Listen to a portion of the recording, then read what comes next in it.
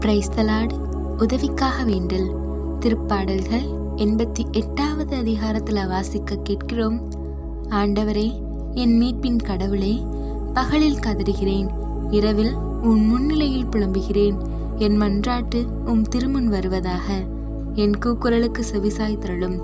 ஏனெனில் என் உள்ளம் துன்பத்தால் நிறைந்துள்ளது. என் உயிர் பாதாளத்தை நெருங்கிவிட்டது. படுகுழிகளில் இறங்குவோரில் ஒருவராக நானும் கணிக்கப்படுகிறேன். இதோ, நாம் இறைவனிடம் நமது துன்பங்களை அவர் முன்னிலையில் எடுத்து வைக்கும் போது அதற்கான ஆறுதலையும் அதை விட்டு நீங்கும் வழிகளையும் நமக்காக தரும் இறைவனாக அவர் இருக்கிறார். ஆம் மக்களே, அவர் நமக்கு சிறிது காலங்கள் துன்பம் கொடுத்தாலும் அதிலிருந்து நாம் மீண்டு நிலையானதொரு வாழ்க்கையை வாழ நமக்கு வழித்துணையாய் இருக்கும் இறைவன்.